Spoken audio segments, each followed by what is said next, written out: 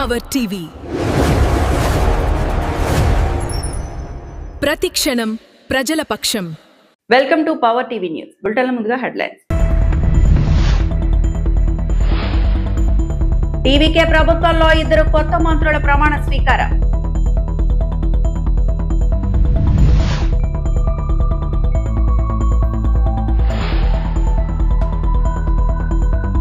Party బలోపేతంపై Kadapa నేతలకు లోకేష్ దిశానిర్దేశం.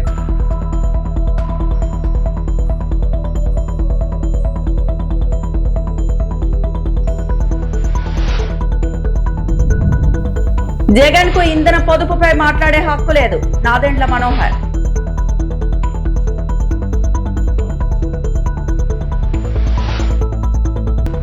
బండి సంజయ్ పేరు ఎఫ్ఐఆర్ లో ఎందుకు లేదు, ఆర్ఎస్ ప్రవీణ్ కుమార్.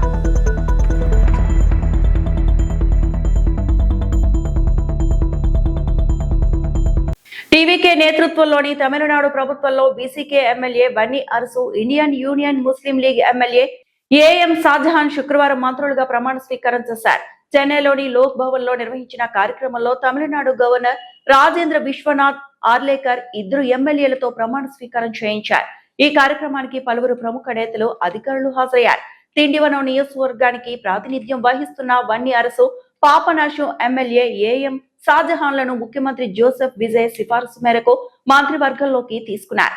రాష్ట్ర కేబినెట్ ను మరింత బలోపేతం చేసే దిశగా ఈ విస్తరణ చేపట్టినట్లు ప్రభుత్వం తెలిపింది. அசன்சா முகமது யாசின் ஷாஜஹான் எனும் நான் சட்டப்படி அமைக்கப்பெற்ற இந்திய அரசியலமைப்பின்பால் உண்மையான நம்பிக்கையும் மாறா பற்றும் கொண்டிருப்பேன் என்றும் இந்திய நாட்டின் ஒப்பில்லாத முழுமுதல் ஆட்சியையும்.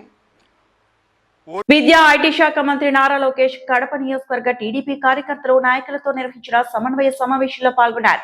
ఈ సందర్భంగా పార్టీ బలోపేతం, ప్రభుత్వ సంక్షేమ పథకాల అమలు, ప్రజా సమస్యల పరిష్కారంపై నేతలకు దిశానిర్దేశం చేశారు. కార్యకర్త అధినేత నా ఆలోచన నాకెందుకు వచ్చిందంటే, మనందరం చూసాం ప్రతిపక్షంలో మెడపై కత్తి పెట్టి తోట చంద్రయ్య చేత ఒక్కసారి వాళ్ళ నాయకుడికి జయగొట్టమని చెప్పారు. కానీ తోట చంద్ర ఏమన్నాడు? జై తెలుగుదేశం, జై చంద్రబాబు అని ప్రాణాలు కోల్పోయాడు. ఇట్లా ఎంతో మంది కార్యకర్తల త్యాగం ఉంది.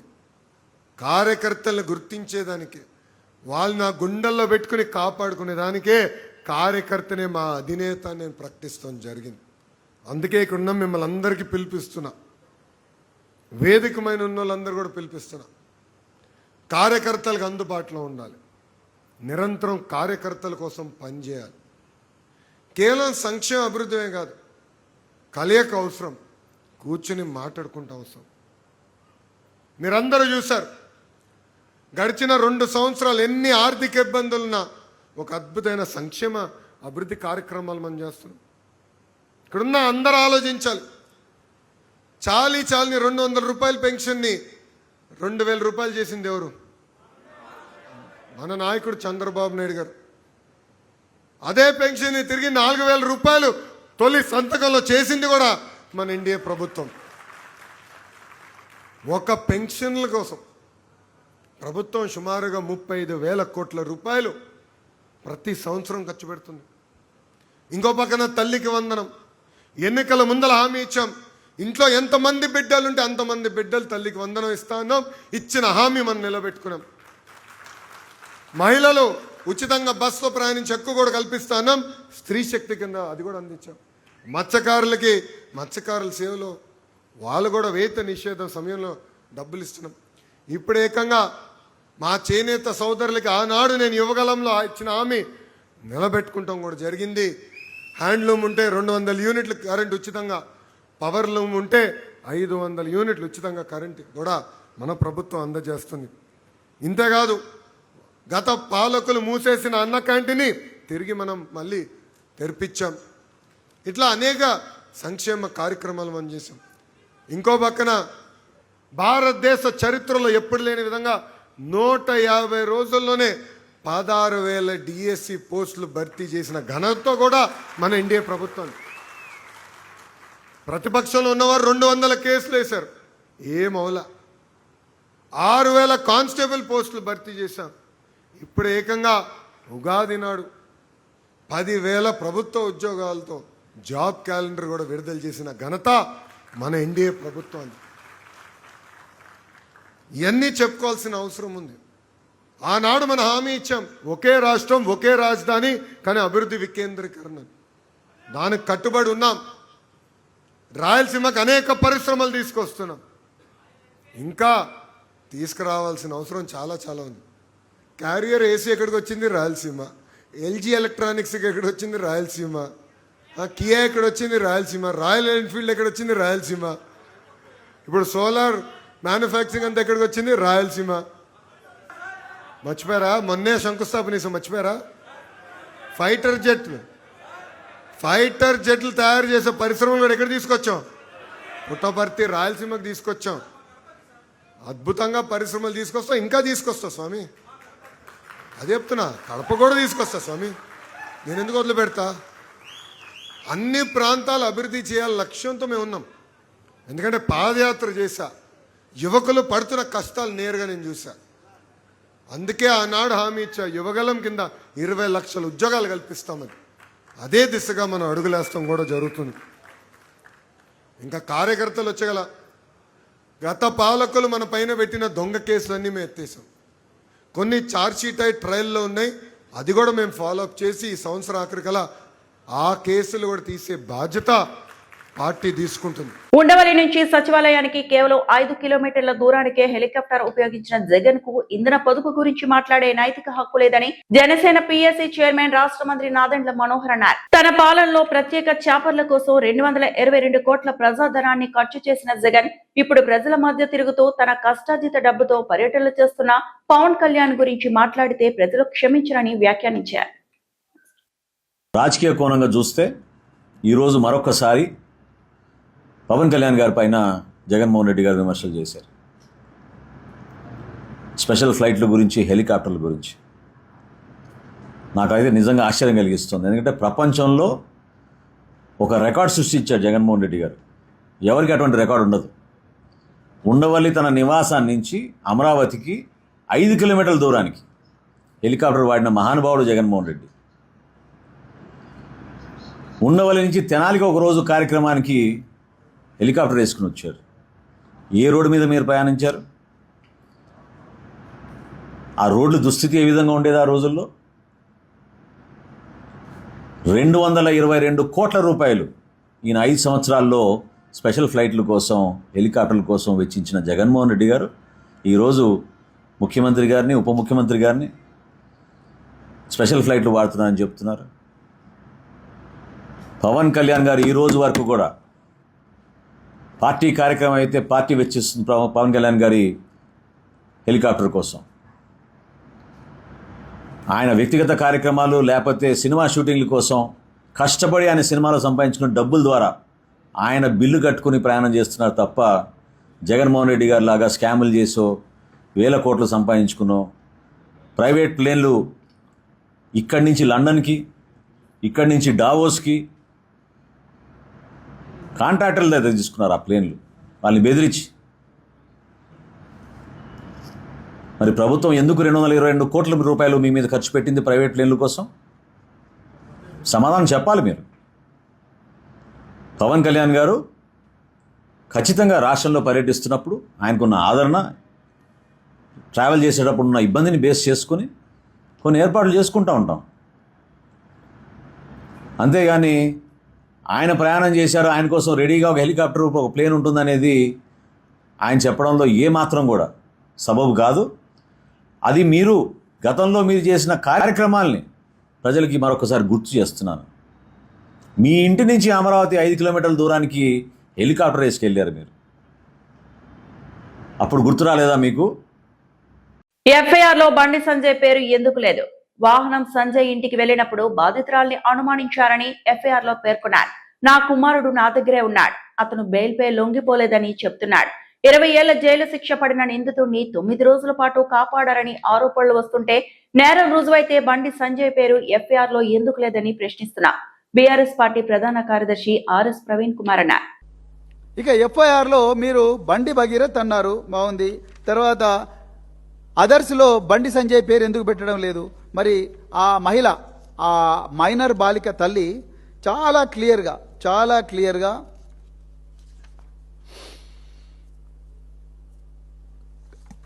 పారాగ్రాఫ్ నెంబర్ 14లో ఆమె చాలా క్లియర్గా బండి సంజయ్ గారి పేరు చెప్పింది. నేను చదువుతాను.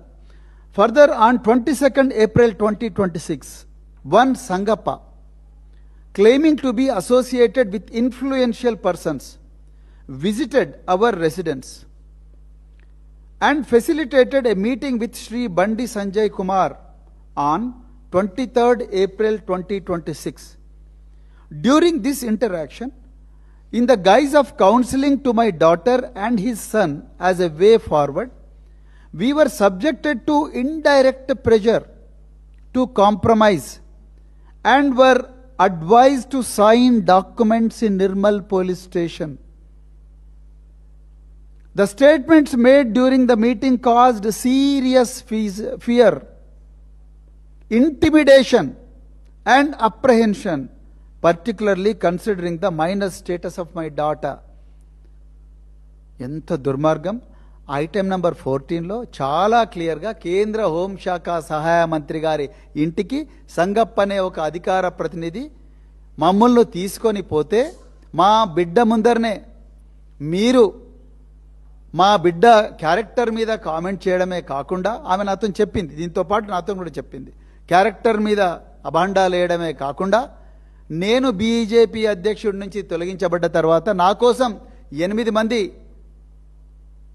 ఆత్మహత్యలు చేసుకున్నారంటే నా సంగతి మీకు తెలుసు కదా. సప్పుడు దాకా పోయి నిర్మల్ పోలీస్ స్టేషన్లో అక్కడ ఉంటుంది, అక్కడ పోయి సైన్లు పెట్టుర్రి, కాంప్రమైజ్ కండ్రి అని చెప్పి ఆయన చెప్పినట్టుగా తల్లి చెప్పింది. ఆమె దాదాపుగా అదే మాటలు ఇక్కడ చెప్పింది. అంతకన్నా ముందు తిరుపతిలో తుడా చైర్మన్ గా ఏడాది పూర్తి చేసుకున్న సందర్భంగా డాలస్ దివాకర్ రెడ్డి మీడియాతో మాట్లాడారు. తనపై నమ్మకం ఉంచి బాధ్యతలు అప్పగించిన సీఎం చంద్రబాబు, మంత్రి లోకేష్ కు కృతజ్ఞతలు తెలిపారు. గత 365 రోజులుగా తిరుపతి పట్టణాభివృద్ధి కోసం నిరంతరం పనిచేస్తామని చెప్పారు.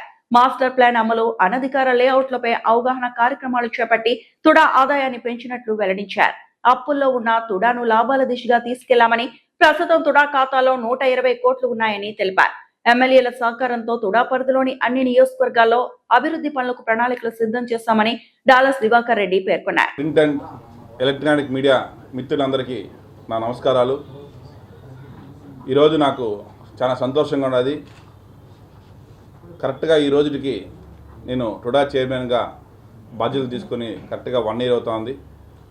సో ఈ 1 year మీ అందరి సహకారంతో నేను మంచిగా ఏమేమి చేశానని కూడా మీ ముందు చెప్పేదానికోసం మిమ్మల్ని ఇక్కడ ఇన్వైట్ చేయడం జరిగింది.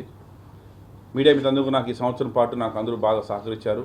మీ అందరూ సహకారం నాకు 100% లభించిన వల్లనే నేను ఈ 365 days కూడా అన్నింటిలో కూడా సక్సెస్ఫుల్గా చేయడం జరిగింది. ముఖ్యంగా నేను మరొకసారి మన రాష్ట్ర ముఖ్యమంత్రి శ్రీ నారా చంద్రబాబు నాయుడు గారికి, మా యువ నాయకుడు, మా భవిష్యత్తు నాయకుడు శ్రీ నారా లోకేష్ గారికి మరొకసారి నేను మనస్ఫూర్తిగా ధన్యవాదాలు చెప్తున్నాను. నాకన్నా ముందుగా ఎంతోమంది చైర్మన్లుగా టుడాలో ఉన్నారు.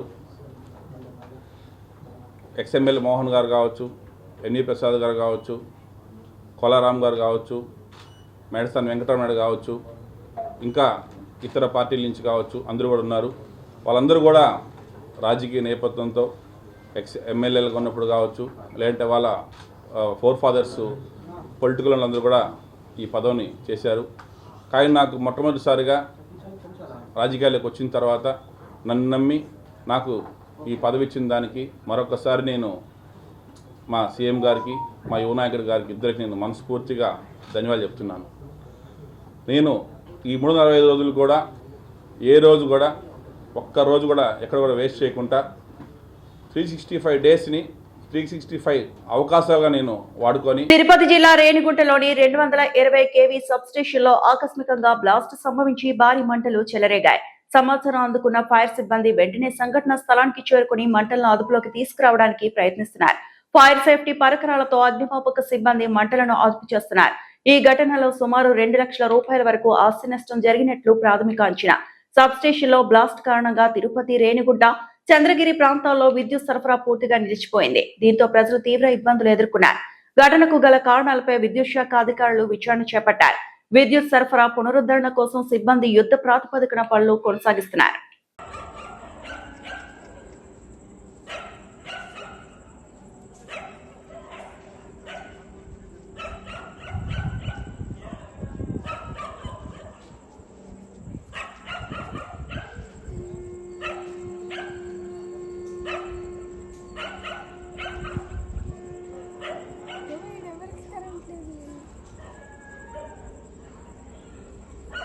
మెదక్ జిల్లా చిన్నశంకరంపేట మండలం మెదక్ చేకుంట రహదారిపై ధాన్యం కొనుగోలు కేంద్రాలకు రావడం లేదని రోడ్డుపై బైఠాయించిన మహిళలు, రైతులు. భారీగా నిలిచిపోయిన వాహనాలు. అంబాజీపేట ధాన్యం కొనుగోలు కేంద్రం నుండి ధాన్యం తరలించాలంటూ డిమాండ్ చేస్తూ అంబాజీపేట గ్రామ శివారు మెదక్ చేకుంట రహదారిపై రైతులు ధర్నా, రాస్తారోకో నిర్వహించారు. రైతులను సముదాయించి నచ్చజెప్పిన పోలీస్ సిబ్బంది.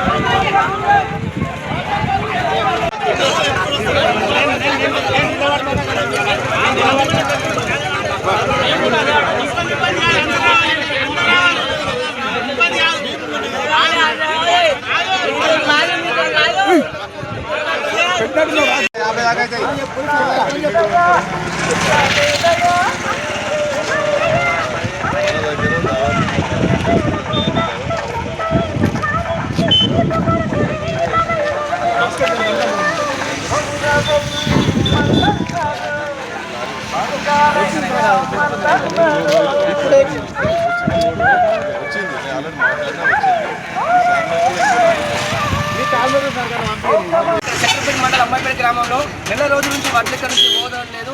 అందరు రైతులు ఇబ్బంది పడుతున్నారు. నెల రోజులకు ఎక్కువ అవుతుంది కానీ సీరియల్ నెంబర్కి 30 ఏమో నడుస్తుంది. 4 రోజులకు ఒక లారీ వస్తుంది. గతంలో ఉన్నప్పుడు రోజు 2 లారీలు వచ్చేది. సన్నవర్లకు లారీ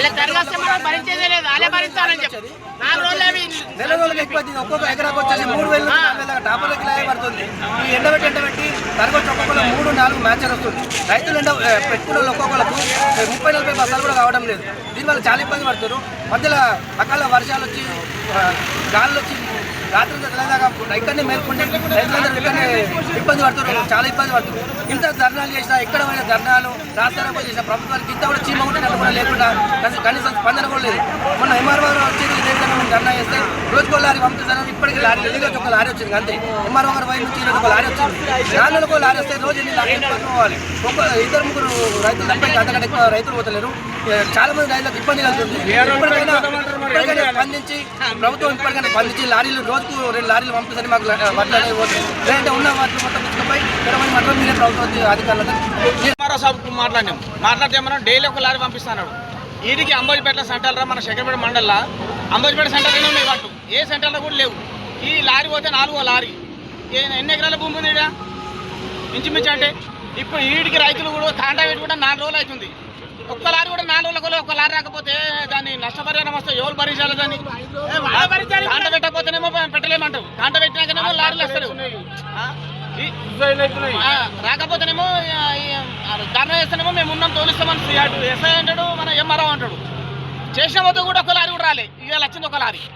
ఇంత అన్యాయం చేస్తే ఎట్లా పోతుంది సార్ పబ్లిక్? అసలు 3వ లారీ ఇది. మళ్ళా రైతుల పరిస్థితి ఏంటి అసలు? రైతులకి ఓనేలేవా? వీటికి ధర నుంచి కూర్చున్నాడు. ఇట్లా వేస్తే రైతులు ఎట్లా పోతారు? నిన్ననే ఆత్మహత్య చేసుకుంటూ ఒక ఆయన వడ్లు పోతలేవు ఇతర కొట్టాడాయి నిన్న ఇక్కడ మన అగ్రహారంలో ఊరేసుకుంటూ ఒక రైతు. ఇదేం న్యాయమా ఇది?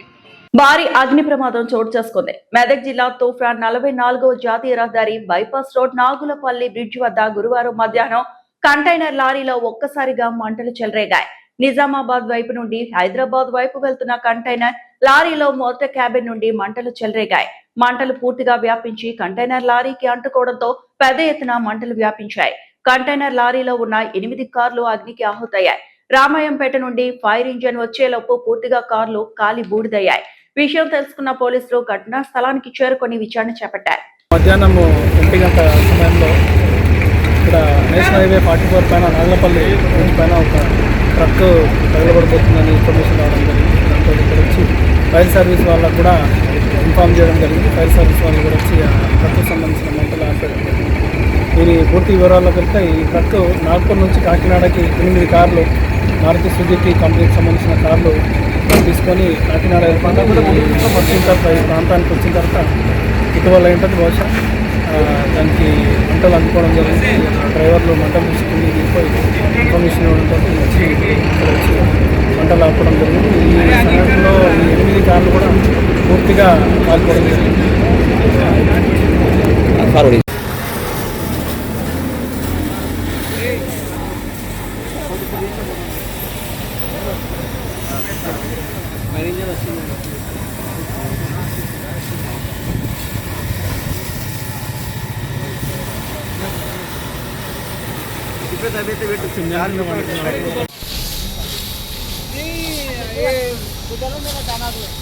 మాట్లాడుకోవాలి తన కొడతలేరు కానీ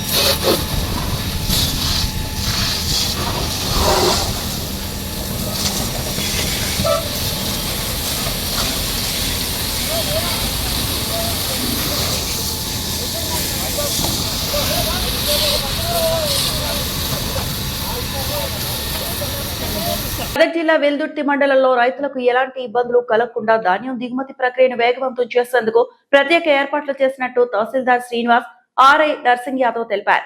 గురువారం మండల పరిధిలోని పలు రైస్ మిల్లులను ఆయన పరిశీలించారు. రైస్ మిల్లుల వద్ద 3 రోజులుగా ధాన్యంతో నిలిచిపోయిన ట్రాక్టర్లు, లారీల పరిస్థితిని పరిశీలించిన తహసీల్దార్ వెంటనే హమాలీలను ఏర్పాటు చేసి ధాన్యం దిగుమతి చేపట్టాలని మిల్లు యజమానులకు సూచించారు. సీరియల్ పద్ధతిలో లారీలు, ట్రాక్టర్లో ఉన్న ధాన్యాన్ని దిగుమతి చేస్తామని రైతులు ఆందోళన చెందాల్సిన అవసరం లేదని ఆయన భరోసా ఇచ్చారు.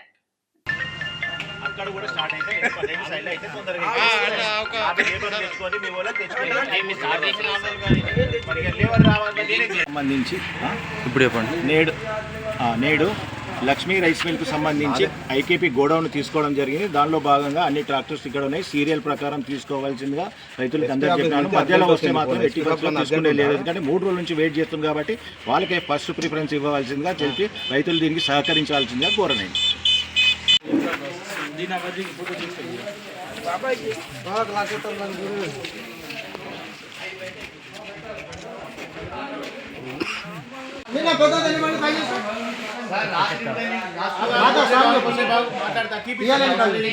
బాబు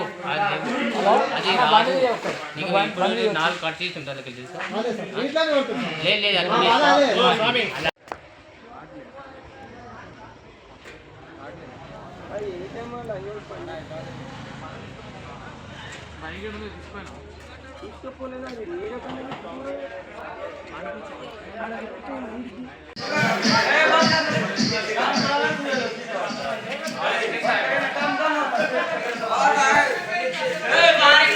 నర్సంపేట మున్సిపాలిటీ వరంగల్ జిల్లా ప్లాస్టిక్ కు ప్రత్యామ్నాయంగా బయో కవర్లు ఏర్పాటు. మున్సిపల్ చైర్పర్సన్ పెండం శ్రీ లక్ష్మీ రామానంద్ అన్నారు.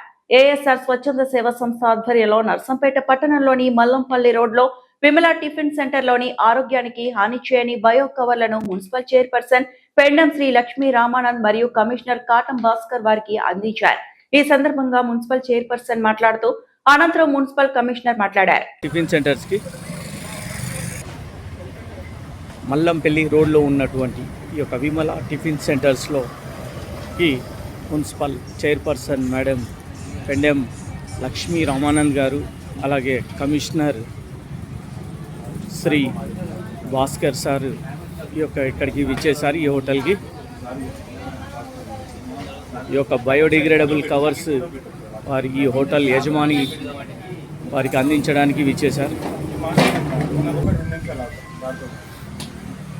వారికి ఈ యొక్క బయోడిగ్రేడబుల్ కవర్స్ మరియు sambar covers, packing covers chairperson madam Lakshmi Ramanand గారు వారికి అందజేస్తున్నారు. అలాగే కమిషనర్ భాస్కర్ సార్ కూడా అందరికీ అందుబాటులో ఉన్నాయి. మేము హోటల్లో అందరూ కూడా సహకరించి హోటల్ యజమానులు కానీ నర్సంపేటలోని ప్రతి ఒక్క ప్రజలు కానీ ప్లాస్టిక్ రైట్ నర్సంపేటగా తీర్చిదిద్దాలంటే ఈ కవర్స్ వాడాలని ముఖ్యంగా ఈ బయోడిగ్రేడబుల్ కవర్స్ అనేటివి అందరికీ అందుబాటులో తీసుకురావడం జరిగింది. టిఫిన్ సెంటర్లలో కూడా వీటిని ఉపయోగిస్తున్నారు. ప్లాస్టిక్ వాడడం వల్ల వేడివేడి పదార్థాలు దాన్ని పోయడం వల్ల అందులో ఉన్న హానికరకమైన అంటే క్యాన్సర్ కారకమైనవన్నీ కూడా ప్లాస్టిక్లో ఇదయ్యి అవి ప్రజలు తినడం వల్ల క్యాన్సర్ బారిన పడుతున్నారు.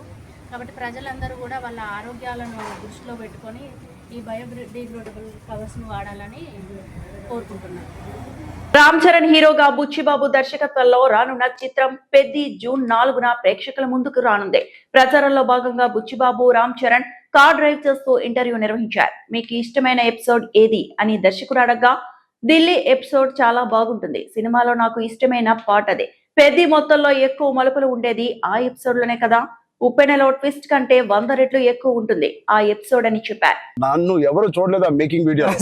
చిరంజీవి గారి ముందు నువ్వు చూపించిన బైసెప్ ఓజీ పెద్ది అని కూడా హెల్త్ బాగుండాలి sir. Thank you sir. Sir నేను ఒక విషయం చెప్పాలి సార్. చెప్పండి సార్. నేను జిమ్ కి దిల్షునగర్ లో చదువుకున్నప్పుడు MBA చదువుకున్నప్పటి నుంచి నేను జిమ్ కి డబ్బులు కట్టాను సార్. కానీ వెళ్ళడం రావడం ఎప్పుడు అంత సీరియస్ గా తీసుకోలేను కదా సార్. మిమ్మల్ని చూసిన తర్వాత పెద్దిలో మీ డెడికేషన్ చూసిన తర్వాత నిజంగా చెప్తున్నా సార్, మీ డెడికేషన్ చూసిన తర్వాత అరే చరణ్ సార్కి అన్నీ ఉన్నాయి సరే హెల్త్ కోసం సినిమా కోసం ఇంత కష్టపడుతున్నారు, మనకి ఏం పని ఉంది అసలు, మనం కష్టపడి రోజు ఎక్సర్సైజ్ 40 మినిట్స్ చేసుకుంటే బాగుంటుందండి రీల్స్ లోని దాంట్లో చూసినప్పుడు నాకు అంత అనుకున్నాను కానీ సార్ ఎన్నో రీల్స్ సేవ్ చేశాను సార్, కానీ అంత ఇంపాక్ట్ క్రియేట్ చేయలేదు. నేను జిమ్ కోసం నేను సేవ్ చేసిన రీల్స్ చూస్తే సార్ ఆ రీల్సే నాకు తెలిసి ఒక నెక్స్ట్ జన్మ కూడా సరిపోతుంది అని రీల్స్ సేవ్ చేశాను సార్. కానీ మిమ్మల్ని చూసిన తర్వాత డెడికేషన్ చూసిన తర్వాత రోజు 40 మినిట్స్ చేద్దారని మాత్రం చేస్తున్నా సార్. అసలు నువ్వు నన్ను పెట్టిన టార్చర్ కి ఆ బాడీలు రావడానికి, ఆ బాడీలు అన్ని రావడానికి ఒకటి క్రికెట్ బాడీ అడిగావు. క్రికెట్ సార్ అంటే క్రికెట్ బాడీ అంటే అసలు చాలా లీన్ గా మన తిలక్ వర్మ, హార్దిక్ పాండ్యా ఒక షర్ట్ వేస్తే ఎలా ఉంటుంది, ఇదే నాకు చెప్పింది నాకు నరేషన్ అప్పుడు. అదొక బాడీ అడిగావు. కొన్ని రోజుల తర్వాత మళ్ళీ సార్ క్రికెట్ బాడీలో కూడా ఊరోడు కొంచెం బండగా ఉండాలి. ట్రైబల్ వ్యక్తి ఎంత స్ట్రాంగ్ గా ఉంటాడో అది బాడీ బిల్డింగ్ చేస్తే వచ్చే స్ట్రెంత్ కాదు. అవును సార్.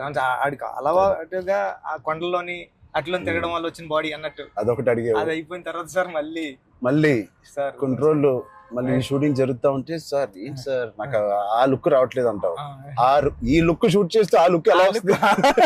కుస్తీ లుక్ కావాలన్నా సార్, రెజ్లింగ్ రెజ్లింగ్ లుక్, కుస్తీ లుక్ కావాలంటావు సార్. నిజంగా చెప్పాలంటే సార్ నాకు అడగడానికి కూడా భయం వేసేది సార్.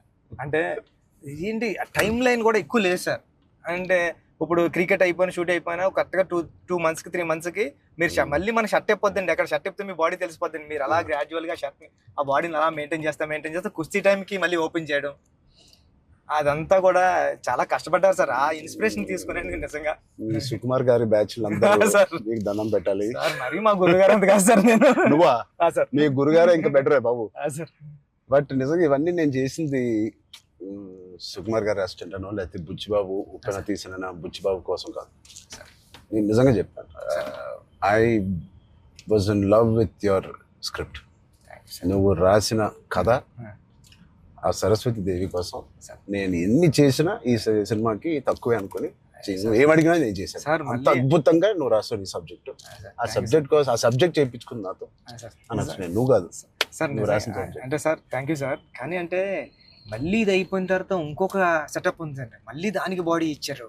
అదే సర్ప్రైజ్, సర్ప్రైజింగ్ సార్. కానీ ఆ బాడీ ఇవ్వడం కానీ ఇది చాలా స్ట్రగుల్ సార్. అంటే మీ మూడ్ స్వింగ్స్ అన్ని అంటే అక్కడ అండి మళ్ళీ మీరు మళ్ళీ కష్టపడి ఆ ఇసుకలో దిగాల, అబ్బాయి ఎండల్లో షూటింగ్ చాలా చాలా టఫ్ అయిపోయింది సార్. నన్ను మాత్రం క్షమించండి. నిజంగా మనస్ఫూర్తిగా చెప్తున్నాను, నాకు ఏ రోజు కష్టం ఎందుకు అనిపించలేదు అంటే I really enjoyed this process. నచ్చిన పని చేసేటప్పుడు శ్రమ తెలియదు అంటారు కదా, నాకైతే అలా అనిపించింది. బట్ ఇవాళ షూటింగ్ అయిపోయిన తర్వాత నాకు బాగా తెలుస్తుంది, ఎందుకంటే నొప్పులు ఎక్కడెక్కడి నుంచో నొప్పులు బయటకు పడుతున్నాయి. ఇది మా పాపను కూడా ఎత్తుకోవడానికి ఈ చెయ్య కొంచెం నొప్పేస్తుంది. రేపు ఎల్లుండో వెళ్ళి చిన్న ఎక్స్రే తీయాలి. అంటే ఆ కుస్తీలో చేయి పట్టి పట్టి పట్టి అది అదురు ఉంటది, అదిరి కొంచెం ఏదో అయింది దీనికి. మళ్ళీ మీకు చేతికి అది కుస్తీలో పట్టడం, ఆ పైల్వాన్స్ అందరం తిరగేయడం అట్లతో పాటుగా మళ్ళీ సార్ పైగా నువ్వు పెట్టింది ఆర్టిస్ట్ కాదు, నిజమైన పైల్వాన్స్ బతుమాలి బాబు నువ్వు యాక్టింగ్ చేయరా బాబు అని చెప్పడానికి వాళ్ళకి టర్న్ అవడం గట్రా రావట్లేదు సార్. సినిమా యాక్షన్ చెప్తే వాళ్ళు నిజంగా కుస్తీ నిజంగా పైల్వాన్ పట్టుకుంటున్నారు. పాపం సారీ సార్ అంటున్నారు. మళ్ళీ స్పోర్ట్స్ మ్యాన్ ఇన్స్టింక్ట్ ఉంటుంది కదా, స్పోర్ట్స్ మ్యాన్ స్పిరిట్, అది ఎంత మనం యాక్టింగ్ చేయరా అన్నా కూడా రాదు వాళ్ళకి. నాకే ఊపు వచ్చే ఒరిజినల్ వచ్చేసి మిమ్మల్ని మీ ఒక పైల్వాన్ అయితే పట్టుకొని వచ్చేసి టప్ అని మీ దగ్గర పట్టుకొని అది ఎందుకు సార్ కుస్తీలో మీ కొన్న మీద అంత దెబ్బ తగిలింది. అయితే నేనైతే పానిక్ అయిపోయాను సార్. నేను లేచి అదైతే చాలా అంటే దేవుడు ఉన్నాడు కాబట్టి జరిగింది సార్. కన్ను మీద అంటే నాకు చిరంజీవి సార్ ఏం చేస్తారని భయం వేస్తుంది. సెకండ్ హాఫ్ మనం సినిమా రన్ త్రూ లో కదా తీసాం. సినిమా రన్ త్రూ లోనే మన షూటింగ్ కూడా సీనిక్ ఆర్డర్ లోనే తీసాం మన సినిమా. సో అది తీయడం వల్ల ఐ థింక్ నాకైతే చాలా చాలా హెల్ప్ అయింది మీరు అలా తీయడం వల్ల. ఒకటి మనందరికి ఇది జర్నీ ఆఫ్ పెద్ది కాబట్టి బిగినింగ్ టు ఎండ్ ఆ జర్నీ ప్రకారంగానే మనం తీయడం అనేది అందరికి ఆ మూడ్ లో రావడానికి అర్థమైంది. ఈ సీన్ ఎందుకు తీస్తున్నాం అందరికి అర్థమైంది, ఎందుకంటే దాని ముందు రోజే ఆ సీన్ తీసాం కాబట్టి. రన్ త్రూ లో వచ్చేసరికి మన సెకండ్ హాఫ్ అంతా మనం ఒకే టైం పీరియడ్ లో షూట్ చేసాం. సెకండ్ హాఫ్ అంటే ఏంటి, కల్మినేషన్ ఆఫ్ ఆల్ ద మీరు రాసిన స్టోరీ అంతా culmination. Heaviest action, heaviest emotion, heaviest song second half లోనే పెడతావు. సో అంత హెవీ వర్క్ మనకి లాస్ట్ 65 days లో మనం షూట్ చేసాం. నిజంగా దేవుడు లేకపోతే అంత హెవీ వర్క్, అన్ని కుస్తీ ఫైట్లు, క్లైమాక్స్ ఫైట్, క్లైమాక్స్ సాంగ్, ఇంకో సాంగ్ రే రారా, ఏమి మనకేం అవ్వకుండా మీకేం అవ్వకుండా నాకేం అవ్వకుండా జరిగింది. ఈ వార్తలు ఇంతటితో సమాప్తం.